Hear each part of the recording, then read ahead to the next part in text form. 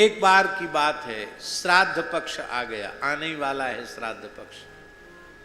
कल चतुर्दशी है और परसों पूर्णिमा का श्राद्ध है। परसों से ही श्राद्ध पक्ष शुरू हो जाएगा। श्राद्ध पक्ष आया,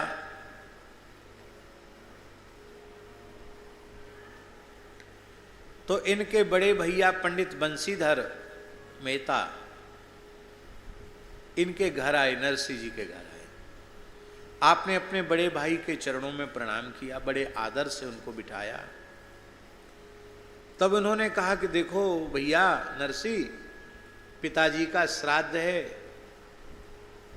अमुक दिन, तो तुम अपनी पत्नी के सहित सवेरे ही आ जाना, क्योंकि वहाँ रसोई बनानी होगी, ब्राह्मणों के चरण धोने होंगे, बहुत सेवा करनी होगी, तो आ जाना।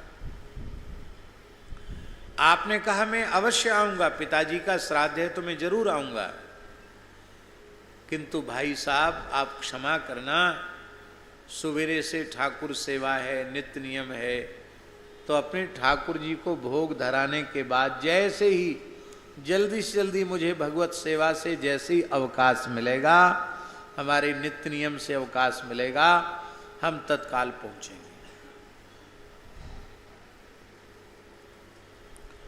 प्रातः काल का जो समय होता है वो नित्य नियम का होता है, कोई भी गृहस्थ हो या साधु हो, इसलिए प्रातः काल, अब डॉक्टर लोग कहते प्रातः काल घूमो, और जो 2-4 माला फेरते उनको तो बड़ा भारी पड़ता है घूमना, क्योंकि सवेरे वृत्ति जितनी एकाग्र होती है। आओ संत भगवान विराज, यहाँ जाओ।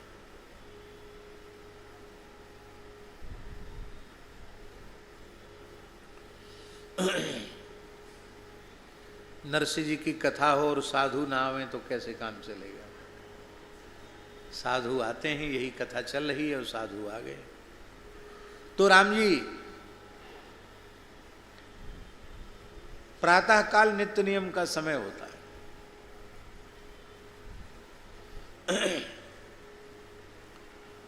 हम सवेरे बहुत जल्दी उठते हैं, भोर में उठते हैं, लेकिन इसके बाद भी हमें अपना पूरा काम करने में लगभग 10 बज जाता है, और उसी बीच में यदि कोई दूसरा आ गया तो उतना समय खत्म हो जाएगा, तो उतना समय आगे बढ़ जाएगा, तब 11 बज जाएगा, 12 बज जाएगा।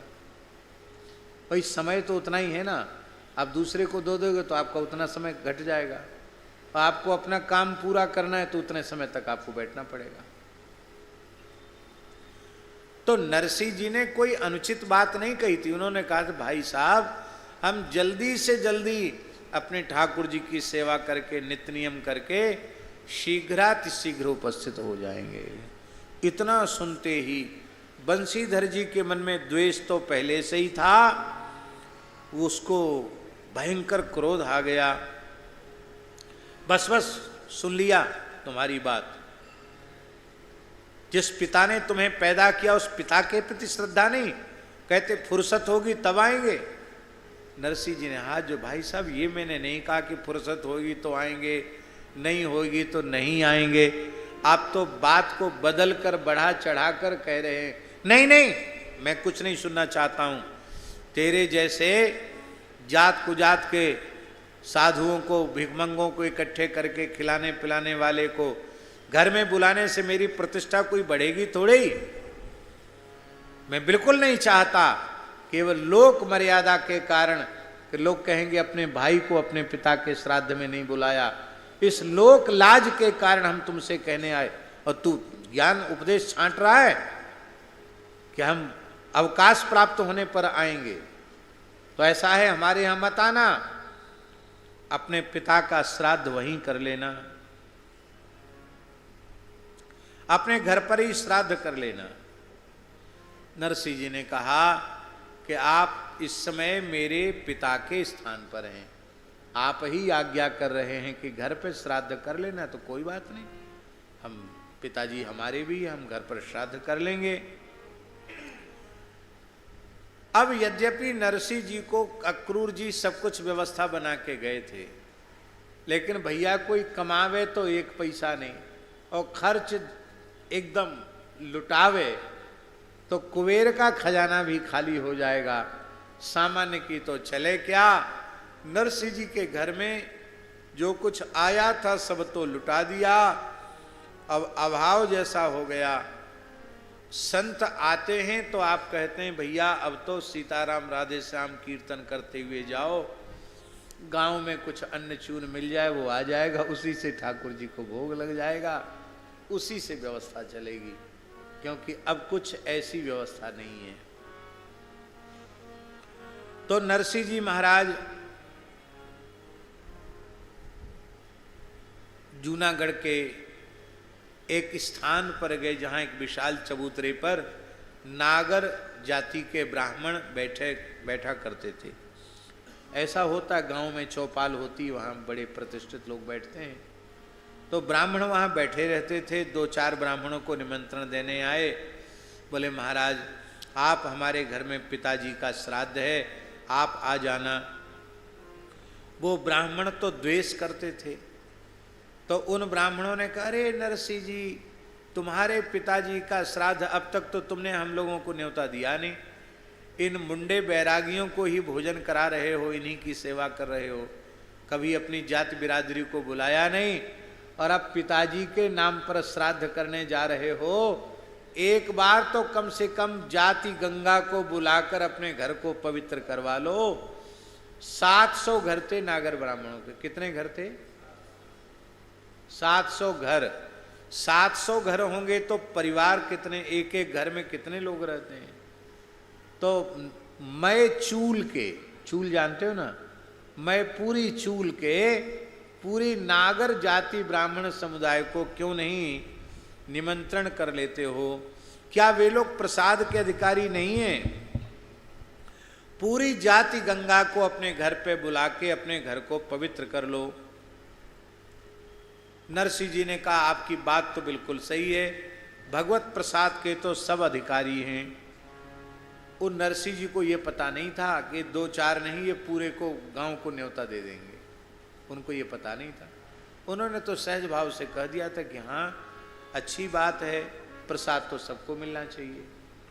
इसी बात को उन द्वेष करने वालों ने स्वीकृति मान लिया और पूरे नगर के नागर जाति के ब्राह्मणों को न्योता दे के आ गए, भैया अमुक तिथि को नरसिंह जी के पिताजी का श्राद्ध है, पूरी जाति बिरादरी को घर पे भोजन के लिए बुलाया, सबको वहीं प्रसाद माना। और महाराज बड़ी जोरदार दक्षिणा है, 10-10 गज का वस्त्र है सबके साथ, 2-2 कपड़े हैं और दक्षिणा है, बहुत सम्मान है। अब नरसिंह जी को पता चला तो नरसिंह जी ने अपनी पत्नी से कहा, मणिक गौरी से। मणिक गौरी ने कहा कि घर में सोना चांदी भी नहीं रहा, सब बेच बेच के साधु सेवा हो गई, हमारे हाथ में सोने की चूड़ी है, कंकण है, ये ले लो, हमारे कुंडल हैं, सौभाग्य के चिन्ह हैं, ये भी ले जाओ। अब ये तो लेके आए, लेकिन इतने लोगों के भोजन की तैयारी तो उतने से हो नहीं सकती। 10, 20, 50 लोग खा लें, इससे ज्यादा कैसे खाएंगे लोग, इतना तो धन नहीं था। तब उधार लेने के लिए आप गए कि भाई थोड़ा घी दे दो, कैसे भी कुछ तो खिला देंगे ब्राह्मणों को, लेकिन किसी ने दिया नहीं। एक सेठ था, नगर सेठ था जूनागढ़ का, उसके यहाँ गए, वो कुछ भक्त था। उसने कहा नरसिंह जी ये तो हमें पक्का पता है कि आपके पास कुछ नहीं, आप फाफा चंद हो, कुछ नहीं है आपके पास, एकदम पूरे फकीर हो, आपके पास कुछ संग्रह नहीं है। तो आप उधार लेने की बात कर तो रहे हो, पर उधार हम सेठ लोग उसको देते हैं जिससे आशा होती है कि मैं ब्याज के चुका देगा, पर मैं ब्याज की तो चले क्या, आपके यहाँ से तो मूल आने की भी आशा नहीं है।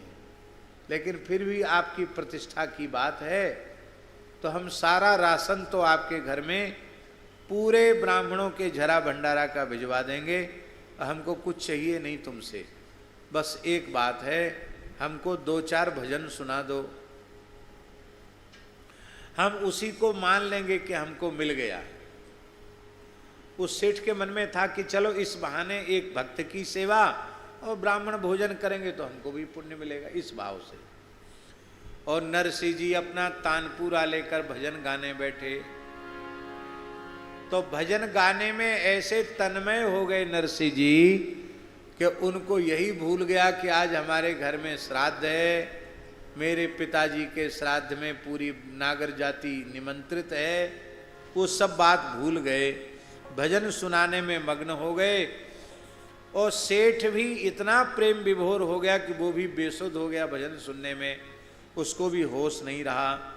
अब ठाकुर जी ही नरसिंह मेहता का रूप धारण करके चले गए और बैलगाड़ियों पे सामान लाद करके भगवान अपने पार्षद उद्धव जी, अक्रूर जी आदि आदि अपने पार्षदों के सहित भगवान द्वारकाधीश वहां प्रकट हो गए। और अब तो महाराज रसोई बनने लगी। बोले केवल नागर जाति नहीं, नागर ब्राह्मणों के बाद पूरे नगर का भोज होना चाहिए, क्योंकि भगवत प्रसाद के तो सब अधिकारी हैं। ओ महाराज, भगवान को कौन सी बड़ी बात, बड़ी बड़ी तैयारियां हो गई, कड़ाह चढ़ गए और थोड़ी ही देर में हजारों लोगों की रसोई बनके तैयार हो गई। अब श्राद्ध कराने के लिए पुरोहित जी की जरूरत थी। तो पुरोहित तो निश्चित होता ना परिवार के। तो असली नरसिंह जी तो भजन गा रहे हैं सेठ जी के घर में बैठ के, और ठाकुर जी नरसिंह मेहता के रूप में आए और पुरोहित जी से बोले कि पुरोहित जी, आप हमारे बड़े भाई के यहाँ श्राद्ध तो कराएंगे ही, थोड़ा समय हमारे यहाँ भी निकाल लीजिए, पिताजी का श्राद्ध करा दीजिए। इतना सुनते ही वो पुरोहित जी उन्होंने मना कर दिया। बोले नहीं नहीं, तुम्हारे यहाँ देखो भाई, एक समय में एक ही जगह श्राद्ध कराया जा सकता, और तुम्हारे बंशीधर पूरे नागर ब्राह्मण समुदाय में उनकी बड़ी प्रतिष्ठा है, तुमको कौन पूछता है।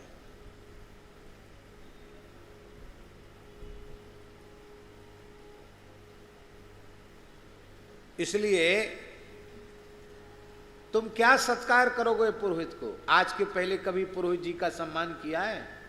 2 पैसा दक्षिणा दिए हैं पुरोहित को, आए पिताजी का श्राद्ध करा देना। मुझे फुर्सत नहीं है, और किसी ब्राह्मण को अपना पुरोहित बना लो, मुझे तुम्हारी पुरोहिताई नहीं करनी, मुझे फुर्सत नहीं है। तब ठाकुर जी ने एक अत्यंत अकिंचन ब्राह्मण, जो वेदों के बड़े भारी विद्वान थे, बड़े अकिंचन थे, बड़े गरीब थे और बहुत सरल थे, ठाकुर जी गए, बोले आप हमारे पुरोहित बन जाओ, आप हमारे पिताजी का श्राद्ध करा दो। तो पंडित जी बोले हाँ करा देंगे। अब देखिए एक श्लोक है, ज्ञान वृद्धास्तपो वृद्धा वयो वृद्धास्तथा परे ते सर्वे धन वृद्धस्य द्वारे तिष्ठन्ति किंकराः। ज्ञान वृद्ध, तप वृद्ध और वयो वृद्ध, इनकी बड़ी महिमा है। पर ये सबके सब जो धन वृद्ध होते हैं, धनी मानी होते हैं, उनके द्वार पर किंकर की तरह रहते हैं, नौकरों की तरह रहते हैं।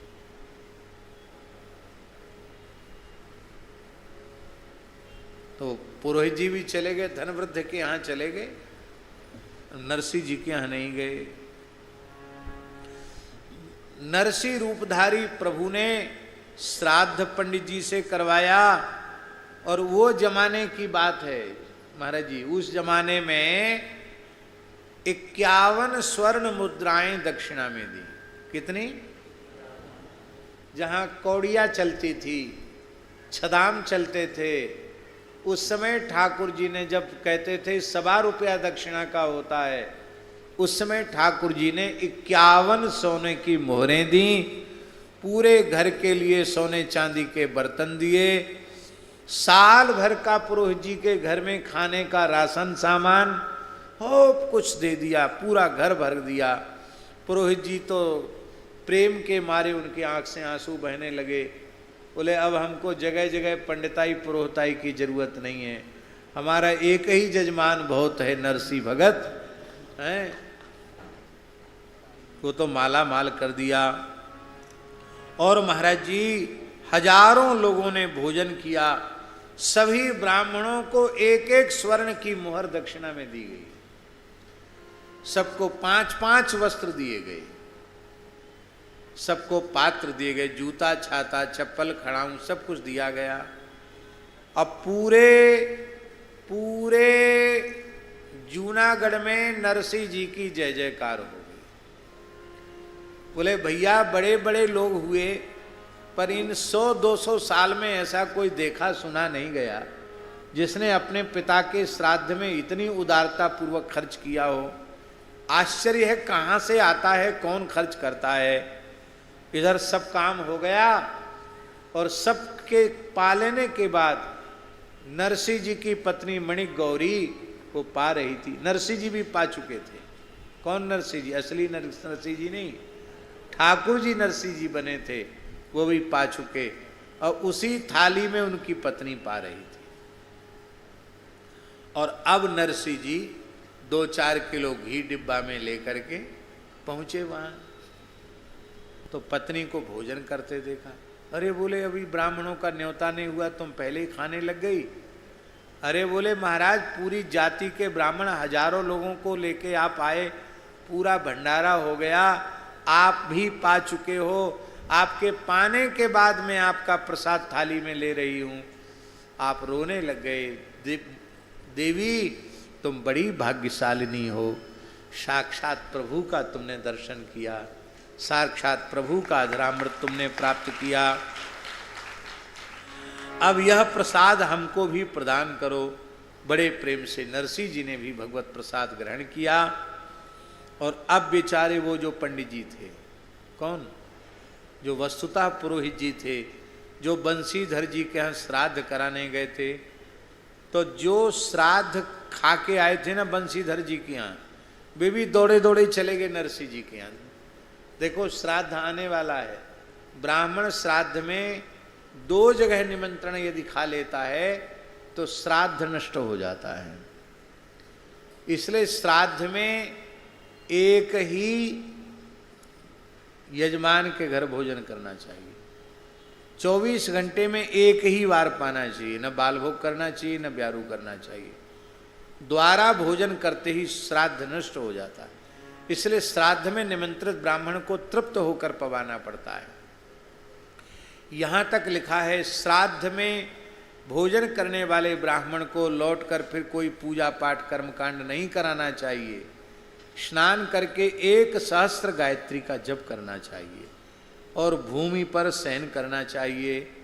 ब्रह्मचर्य का पूर्ण श्रद्धा से पालन करना चाहिए। यदि श्राद्ध भोजी ब्राह्मण ब्रह्मचर्य का पालन नहीं करता, स्त्री का समागम करता है, तो हमारे पुराणों में लिखा है जिस व्यक्ति का श्राद्ध उसने खाया है उसके संपूर्ण पितरों को उसके शुक्र में निवास करना पड़ता है, और वे शुक्र में निवास करने वाले पितर उस ब्राह्मण को नरकगामी होने का शाप दे देते हैं, और श्राद्धकर्ता को भी नरक जाना पड़ता है।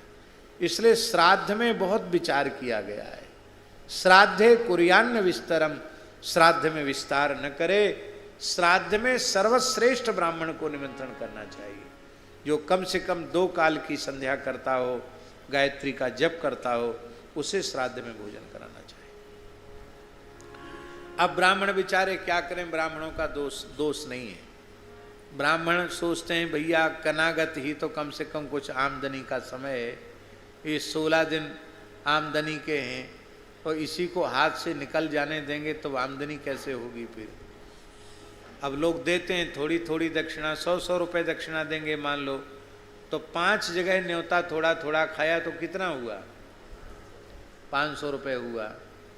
और आपको भगवान ने सामर्थ्य दी है तो आप ब्राह्मण को निमंत्रित करके घर बुला लीजिए, 1 रात्रि घर पर ही रखिए उनको, उनकी पूरी सेवा कीजिए, और 100 रुपया नहीं, यदि आपकी सामर्थ्य है तो 11,000 21,000 दीजिए, बढ़िया वस्त्र दीजिए, तो महाराज वो तो 1,000 नहीं 2,000 गायत्री जप लेंगे तुम्हारे घर में रह के। उनको पता तो चले कि हाँ यजमान उदारता पूर्वक करेगा। अब यजमान कंजूसी करते हैं तो ब्राह्मण जो है वो उनको विचारों को अपना गृहस्थाश्रम चलाना है, उनके मन में लोभ आ जाता है। अच्छे विद्वान ब्राह्मणों का निर्माण उदार यजमान ही कर सकते हैं। अच्छे ब्राह्मणों का निर्माण करना चाहिए समाज में, नहीं तो धर्म कर्म का लोप हो जाएगा, बहुत आवश्यक है। यहां तक लिखा है शर्मा जी कि श्राद्ध में यदि सर्वोत्तम ब्राह्मण न मिले और ब्राह्मण स्वयं श्राद्ध करना है तो अपने पुत्र को श्राद्ध में भोजन करा दे। यदि पुत्र में वो श्राद्धी ब्राह्मण के लक्षण है, वो भी न हो तो स्वयं अपना संकल्प करके श्राद्ध खा ले। लेकिन अपात्र कुपात्र व्यक्ति को श्राद्ध में भोजन नहीं कराना चाहिए। श्राद्धे कुर्यान्न विस्तरम। तो वो जो पुरोहित जी थे माता जी, उनको दक्षिणा मिली 1.25 रुपया। कितनी दक्षिणा मिली? और ये जो पंडित जी जिनको ठाकुर जी ने ले गए थे श्राद्ध के लिए, नरसिंह जी वाले, उनको कितना मिला? 51 स्वर्ण मुद्रा। और वहां तो सब ब्राह्मणों को एक सोने की मोहर मिली। अब पंडित जी बेचारे खुद ही कह चुके हैं कि हमने तुम्हारी यजमानी पुरोहिताई छोड़ दी, अब नाक तो कट गई, कैसे जाएं बेचारे। नरसिंह जी के यहाँ बाद में पहुँचे तो नरसिंह जी ने कहा महाराज आपकी बड़ी कृपा की, आपकी कृपा से बढ़िया सब हो गया, आपकी मंगल कामना, आपकी शुभ कामना। तो इस प्रकार से आपका यश जो घटाना चाहते थे दुष्ट, पूरे सौराष्ट्र गुजरात में आपका सुयश छा गया। बोलो भक्तवत्सल भगवान की जय। श्री सीताराम प्रतिदिन सत्संग एवं दर्शन के लिए श्री महाराज जी के ऑफिशियल चैनल को जरूर सब्सक्राइब करें।